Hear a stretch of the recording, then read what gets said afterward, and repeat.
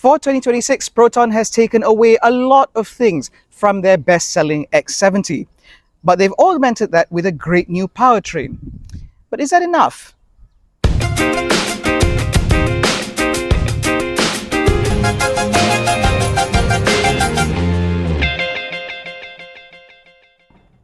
Now this is the powertrain in question. This is a new 1.5-litre turbocharged 4-cylinder dubbed the iGT, or Intelligent Green Technology, which Proton is fitting to literally every car in their entire lineup. In the X70, obviously this is turbocharged, and now this produces about 188 PS and 290 Newton meters of torque, which is a little bit more than the outgoing 3-cylinder. It, however, remains mated to the same 7-speed dual-clutch automatic gearbox with power going to the front wheels.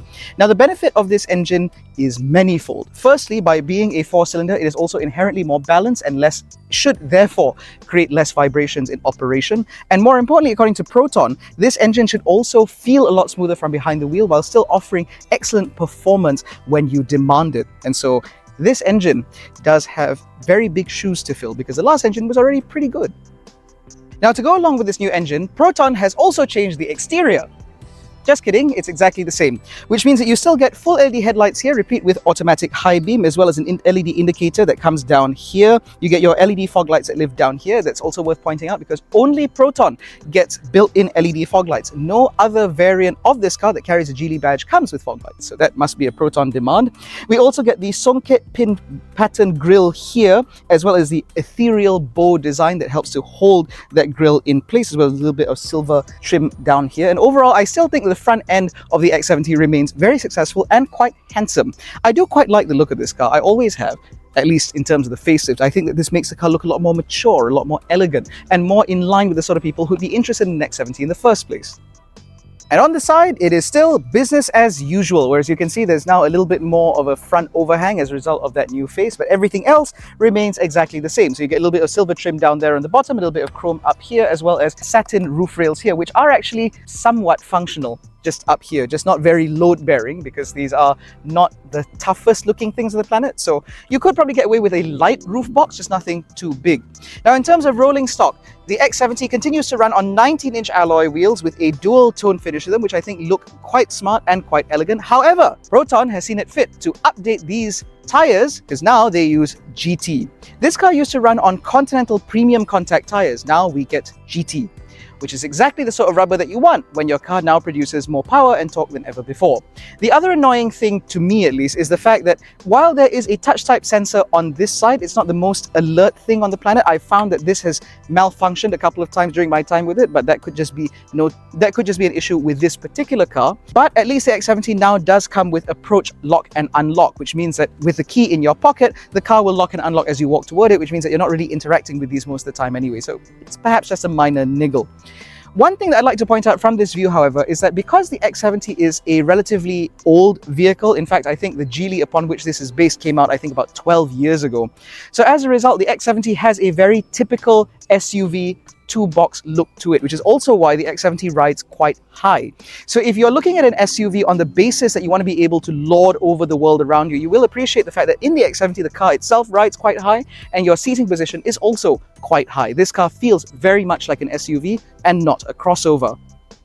And at the back, again, it is business as usual. So you have this updated rear bumper that we saw with the update from last year. You get slightly smoked tail lights, ever so slightly, but aside from that, it is just the same X70 that we know and love, including a set of fake exhaust tips. But at least it makes the back look a little bit more interesting.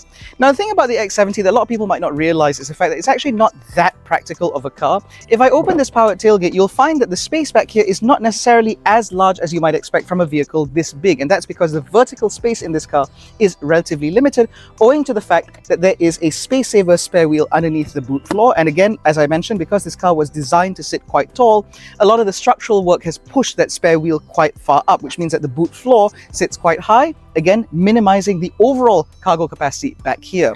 That said, however, for 5 people's worth of luggage for a weekend away, there is plenty of space in here, more than enough, so that's not going to be an issue at all. And because of that higher boot floor, it means that you don't have that much of a lip in order to take things in and out. You can also fold the rear seats completely flat, again expanding on the practicality of this car, which then gives you the option to use this as a small van. I appreciate the fact that this car does come as standard with a tonneau cover, which cannot be said of the Proton EMA7 or the EMA7 PHEV, and at least you don't have to go to a dealer to pick it up. And I do appreciate the fact that they have not removed the power tailgate in order to give this car a slightly more attractive price. Because as we know, Proton is not above removing things just to give you a price point that you won't buy anyway. Now, the interior of the X70 has also been given no changes, which means that in terms of what you look at, it does just look like business as usual. So for example, we now get this updated infotainment screen, which is bigger than it is before and now integrates a slightly better processor as well, so no more janky graphics like we used to get. And the 360-degree camera on this has also been significantly improved. As you can see, the image quality is a lot better, and as the car spins around, you can see it's actually rendering this image quite quickly as well. On top of that, it does just feel like this is a much more responsive, much snappier screen.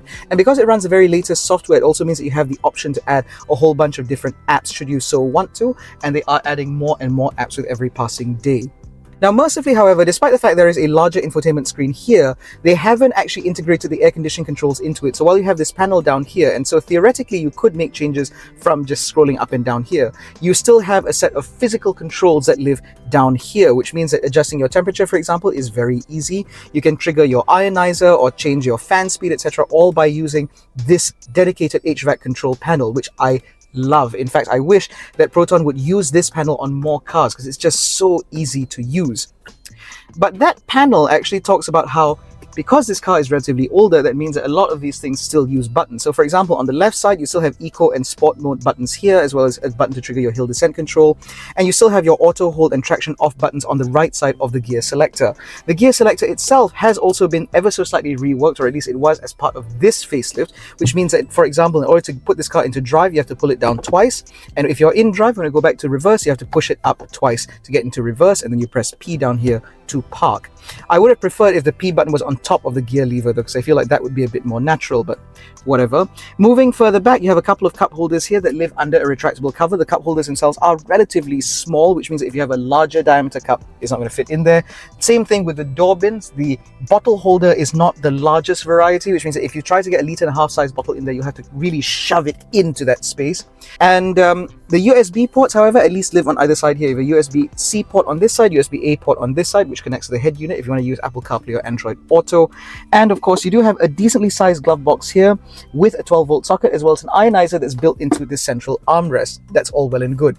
You have a digital instrument cluster, still not the biggest, and it's still not quite up to date with other Proton models. So for example, the S70 and the X50 now get a newer infotainment, or rather instrument cluster display. This still uses the same display that we got from the X70 originally, but the graphics have also been slightly reworked. And overall, this interior just feels good.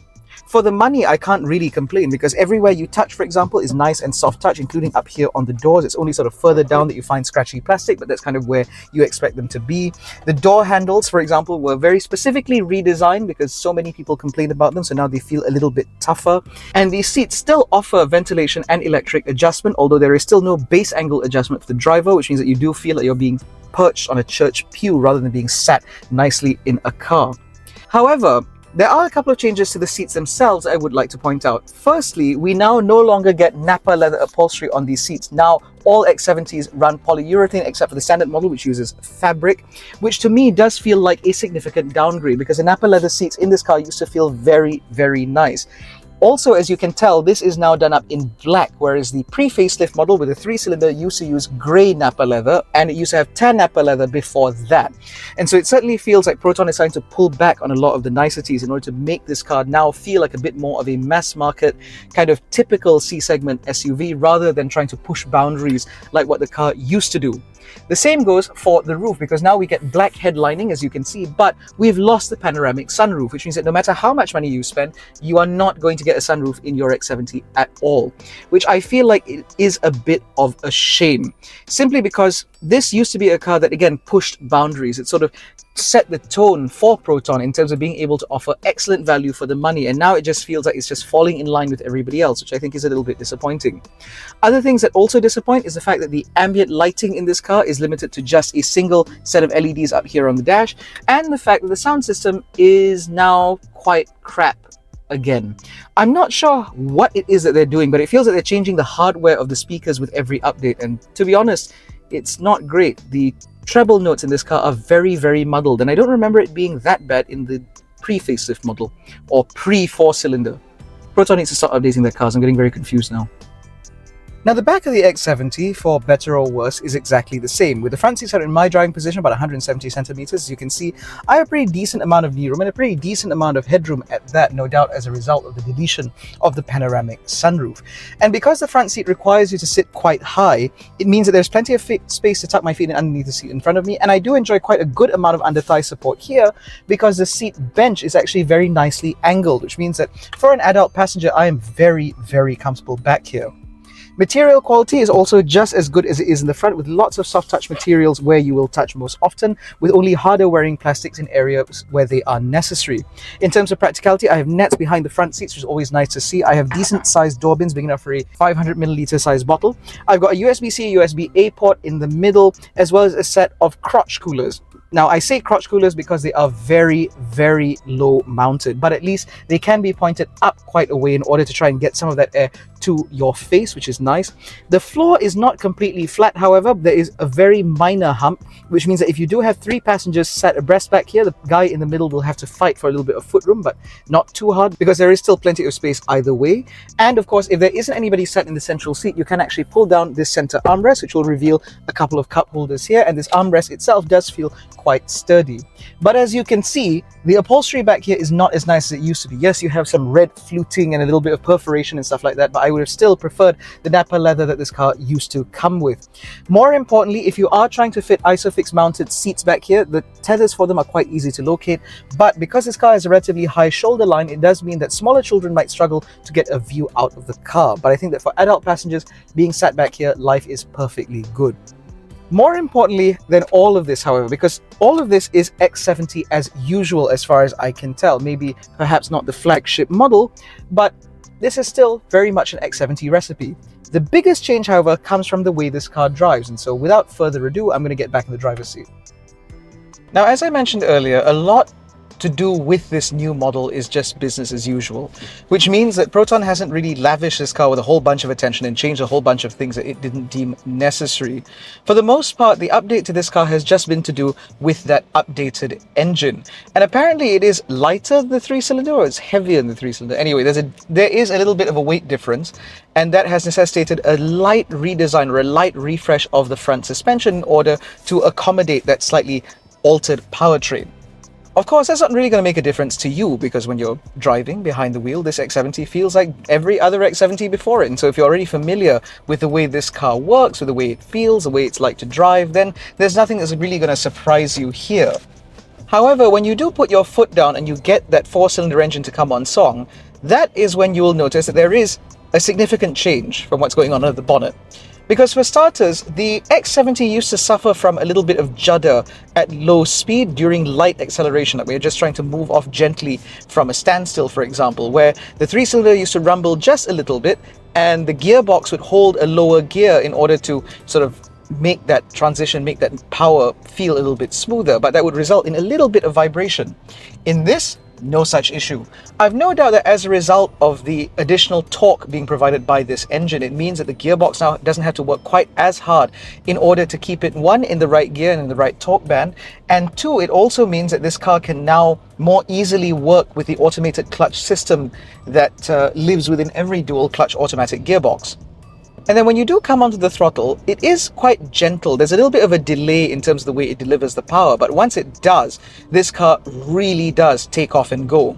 This 4-cylinder engine, which we were first made familiar with in the X50 facelift is a pretty decent thing. It's very smooth, it's decently punchy, and it does promise to be decently fuel efficient. And it does appear that in this X70, that recipe remains the same, because this engine again feels very perky once it does come on, once it starts to hit that torque band. This car does seem to just pick up and go with a certain degree of attentiveness, which perhaps was not really a word that used to be associated with the X70 at all.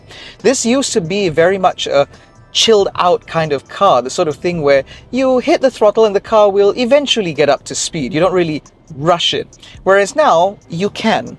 And because the gearbox has been lightly breathed over in order to work better with this powertrain, again, it just makes this whole thing feel a little bit more attentive, a little bit more alert. And now the X70 doesn't feel quite as lazy as it used to be. More importantly, when you are in the business of getting up to motorway speeds like I am about now doing 80, you will also realize that this engine is now slightly quieter than the outgoing model. There is significantly less engine noise coming into the cabin. The X70's strongest suit has always been outright refinement, and it certainly feels that with this new engine, as well as the facelift that came about last year, they've really sought to emphasize on that particular aspect of this driving experience, because this car feels incredibly quiet. Even at motorway speeds on coarse chipped surfaces, the X70 remains a very, very refined place to be, with very little in terms of wind noise especially, which means that if you were looking to cover distance in one of these, you can do so quite comfortably indeed. Road noise, however, that is not quite the same, because once you start to hit speeds sort of north of 100 kilometers an hour, that's when these GT tires really start to kick up a little bit of a fuss and make themselves known a little bit more within the cabin. It is unfortunate because the outgoing premium contact or ultra contact 6 tires, I can't remember which ones, but the outgoing Continentals that used to be fitted to the X70 were very, very good at staying very, very harsh, and now we don't have that anymore. This is all as a result of Proton trying to maintain a certain amount of local part supply and local part inclusion within their cars, because unfortunately Continental no longer manufactures their tires in Malaysia, but GT does, which is why you can see a lot of car makers now moving towards GT tires solely for the benefit of local content and local content production. Now, one of the things that unfortunately they have not changed about the X70 is the ADAS system. Now, I have complained about this before. When the X70 first came out as a CBU model, as well as prior to the facelift, this car utilized a radar-based adaptive cruise control system, which was pretty janky, but at least it had the hardware there, so you couldn't really knock it that much. You could just say that it was a total software issue. However, as part of the facelift, it came after the X50. The X50, the S70, and now this X70 all utilize camera-based systems instead.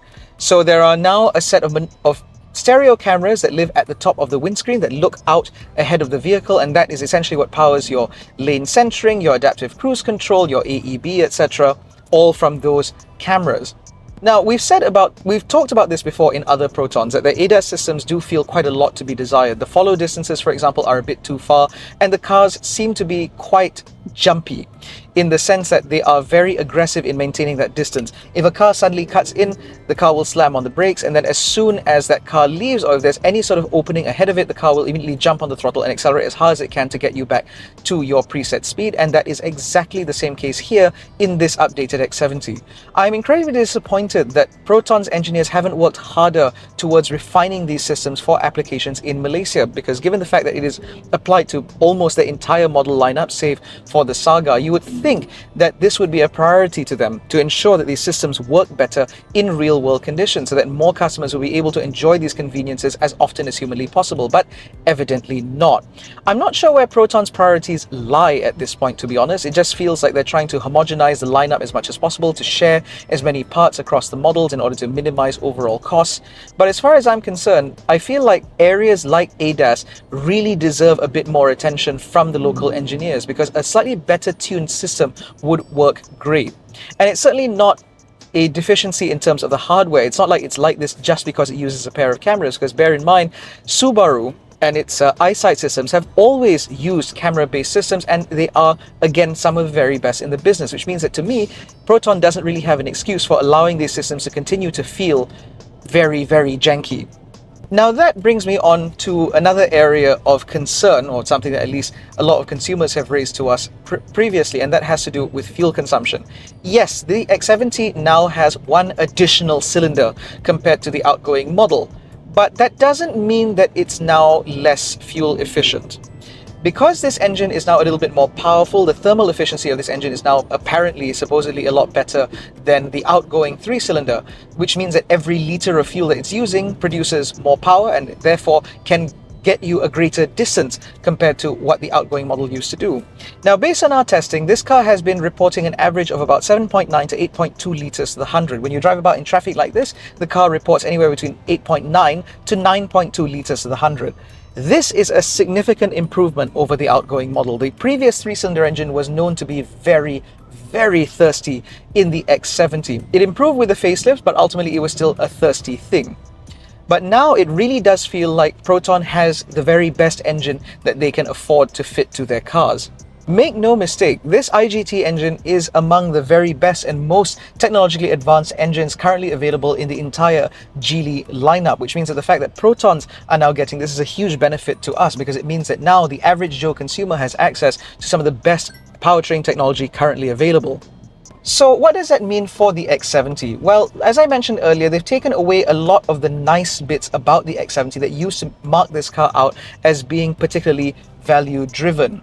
Let's not forget that when the X70 first arrived, people were stunned by the fact that for 120,000 ringgit, you'd get into a car that offered Nappa leather upholstery, that had a panoramic sunroof, that had a Kenwood audio system, as well as the ability to speak to the car. Only one of those features remain, and that is the infernal system that allows you to open windows and stuff. I'm not going to say the activation keyword because it takes a very long time to dismiss. But anyway, because of that, it really does feel like Proton is running the risk of throwing the baby out with the bathwater. If they forget the reason why the X70 became so popular in the first place, they may run afoul of upsetting potential customers who might be looking to convert into one of these later, or to perhaps trade in their existing X70 for a newer model. If you ask me, for example, if I had a 1.5 litre with the Nappa leather seats and the pano roof, etc., I wouldn't be too tempted to move into this car because, again, I'm losing a lot for the privilege of the engine. And so while this engine is very good, to me, it doesn't seem particularly clear as to whether or not it is worth the upgrade. On top of that, Proton's insistence of updating the cars every year puts consumers in a very confusing position. Because, for example, if I had just bought a facelift X70 last year, does that mean that I now have to buy this one in order to get the best X70 possible? Most Malaysians own their cars between 5 to 9 years, the majority being about 7. And so, do I want to live with last year's car for 7 years? Now, mercifully, between 2025 and 2026, the X70 hasn't really changed that much. It is truly just the powertrain, which means that you don't really need to be too worried about that at all. But if you have an older car, then that makes it a bit more difficult. Yes, this powertrain is very good, and this updated infotainment system is much better than what the X70 used to come with. But if I had Nappa leather seats, I might think twice. If I had a panoramic sunroof, I might think twice. It's not that clear anymore in terms of upgrading. But as far as I'm concerned, if you're currently on the market for a C-segment SUV, the X70 is certainly worth a look. It's no longer a clear-cut answer like it used to be, but it's very clear that this car still offers pretty good value for what it is, and so it is most certainly worth a look. However, if you are looking to try and maximize your fuel budget every month, then you might be a bit more interested in vehicles like the Toyota Corolla Cross HEV, which, in terms of outright practicality, is sort of level pegging with the X70, but Toyota's HEV hybrid systems are absolutely brilliant, and those are cars that will do 5.5 litres all day long. In fact, I've seen numbers as low as 3.9 in my testing, depending on the conditions with which you're driving it in. And of course, if you want something that's a bit more driver focused, because let's be honest, this is an X70 after all, then the Corolla Cross HEV is also available as a GR Sport. And that car is incredibly impressive to drive, far more than you'd expect from a family SUV. But if there are budget constraints in terms of your search for your next car, and ultimately you are looking for the best bang for buck in terms of size, in terms of practicality, as well as in terms of performance, you still can't really go that wrong with an X70. This is still a very, very good car no matter how you slice it, which is why, as I said, if you're looking to buy a C-segment family SUV, you might want to test drive this car first before you make that final decision. In any case, that concludes our review of the 2026 PROTON X70 with its new 4-cylinder iGT powertrain.